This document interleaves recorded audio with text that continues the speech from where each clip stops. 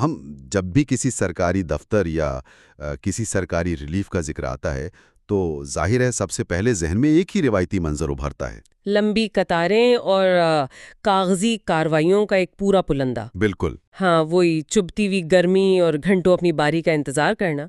لیکن آج اس تفصیلی جائزے میں ہم جس موضوع پر بات کر رہے ہیں اس میں یہ منظرنامہ کافی حد تک بدل رہا ہے۔ جی، اور یہ ایک بہت غیر معمولی تبدیلی ہے۔ اصل میں ہم بات کر رہے ہیں سندھ حکومت کی جانب سے شروع کی گئی peoples motorcycle fuel subsidy کی۔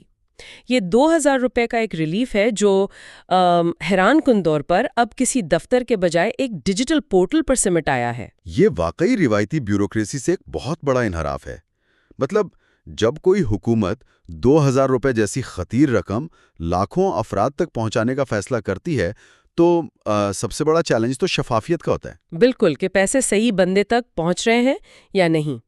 ہمارے پاس آج حکومت کی طرف سے جاری کردہ ایک مکمل تصویری گائیڈ موجود ہے جس میں تقریباً 11 سلائیڈز ہیں۔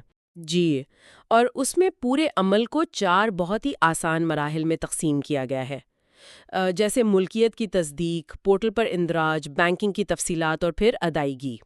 تو آج ہمارا مقصد یہی ہے کہ ہم اس گائیڈ کا مرحلہ وار تجزیہ کریں تاکہ سننے والوں کو معلوم ہو سکے کہ بغیر کسی غلطی کے یہ سبسڈی کیسے حاصل کی جا سکتی ہے، اور وہ کون سی باریکیاں ہیں جو درخواست مسترد ہونے کا سبب بن سکتی ہیں۔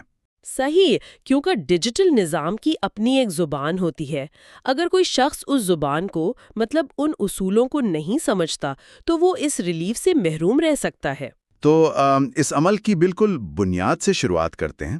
اس سے پہلے کہ کوئی بھی شخص پورٹل پر جا کر اپلائی کرے، سب سے پہلا اور منطقی سوال اہلیت کا ہے۔ جی بالکل۔ کیا ہر وہ شخص جو سڑک پر موٹر سائیکل چلا رہا ہے وہ اس کا اہل ہے؟